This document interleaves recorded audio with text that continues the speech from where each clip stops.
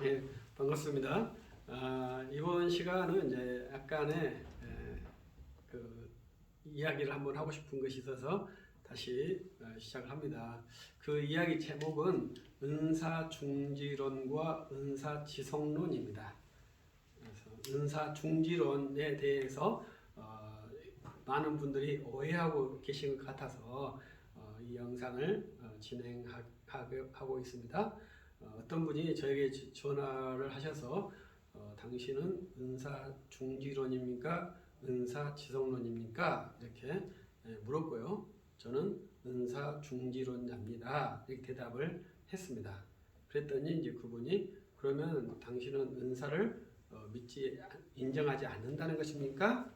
이렇게 말씀을 하셔서 그렇게 오해할 수 있는가 이렇게 생각을 해 보았습니다.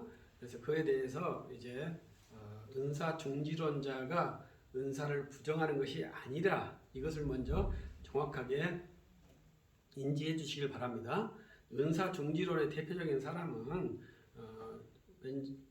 벤자민 오필드죠. 그리고 리처드 게핀 박사도 은사 중지론자라고 봐야 되겠죠. 그래서 은사 중지론, 그러니까 벤자민 오필드 박사님은 기적이 없다 이렇게도 말을 했죠. 그래서 기적이 없다는 말인가 이렇게 생각을 하시는 분들이 많이 있어요. 그래서 어떤 분들은 근데 은사 중지론자가 은사가 중지되었다 이러한 것이 아닙니다. 지금도 목사도 은사죠. 그래서 모든 크리스천은 모두가 은사가 있어요. 은사가 없는 크리스천은 존재하지 않는다고 저는 생각을 합니다. 그런데 왜 그렇게 생각하는 저가 은사 중지론자라고 말을 할까요? 그것은 은사 중지론과 은사 지성론에서는 은사가 있느냐 없느냐 문제가 아닙니다. 그것은 은사의 성격에 대한 규정입니다. 그래서 은사의 계시적인 성격이 있느냐, 계시적인 성격이 없느냐 이러한 성격의 논의예요. 그래서 은사 지성론자들과 은사 중지론자들의 큰 차이점. 그러니까 제가 은사 중지론자라 했지 않습니까? 그 은사 중지론자는 사도가 없다고 주장을 하는 거예요. 그리고 복음을 전하는 자나 선지자가 없다고 생각을 하는 거예요. 그래서 그것은 은사 중지론자들이 생각하는 것입니다. 그러나 신사도 운동자들은 사도가 있다는 거잖아요.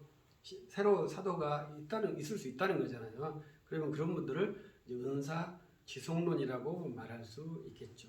그래서 저는 사도는 12사도, 사도 바울까지 해서 완료가 되어서 더 이상의 사도가 존재하지 않는다. 그리고 복음을 전하는 자도 존재하지 않는다.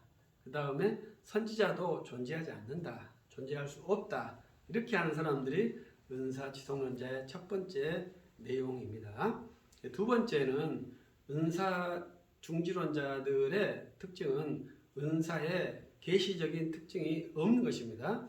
앞에서 말했던 사도나 선지자나 복음을 전하는 자 이러한 분들은 계시자거든요. 그래서 아가보나 빌립의 네 딸이나 이런 분들은 선지자이지 않습니까? 그런 분들은 계시를 받으신 분들이에요. 그러나 그들이 받은 계시의 내용은 성경에 기록되어지는 않았죠. 그래도 이제 그분들은 계시를 받은 합당한 교회의 사역자들이었습니다. 그러나 이제 은사 중지론자들은 그러한 계시의 내용이 없다고 확신을 하죠. 그것이 특징이죠. 그래서 계시를 말하는 사람들을 거짓 선생이라고 주장을 하게 되죠. 그래서 은사 중지론과 은사 지성론자의 큰 특징이라고 말할 수 있습니다. 그래서 저는 은사 중지론을 취해야 된다. 그리고 이제 마지막으로 은사 지성론 중지론자들은 성경 66권의 충족성을 믿어요. 그래서 성경 66권 충족성을 믿기 때문에 은사 중지론자라고 말할 수 있습니다.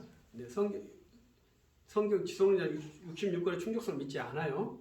대표적인 로마 가톨릭 교회입니다. 천주교는 성경 66권의 전통을 동일 가치에 놓기 때문에 그분들은 지성론주의자라고 볼 수 있어요. 그래서 어떤 분이 마지막으로 그러면 하나님이 성경 밖에서 말할 수 있지 않느냐, 꿈에서도 지금 말하지 않느냐, 이러한 현상적인 것을 말합니다. 그러한 그것도 이적이라고 말을 해야 되죠. 이런 것들도 말을 하죠. 그래서 꿈을 통해서 말하는 것도 있고요. 또 여러 가지들이 있죠. 그래서 가장 중요한 것이 뭐냐면 그것은 개인적인 체험이지 계시, 객관, 절대화가 될 수 없다는 것입니다. 그 체험이 없다는 게 아닙니다.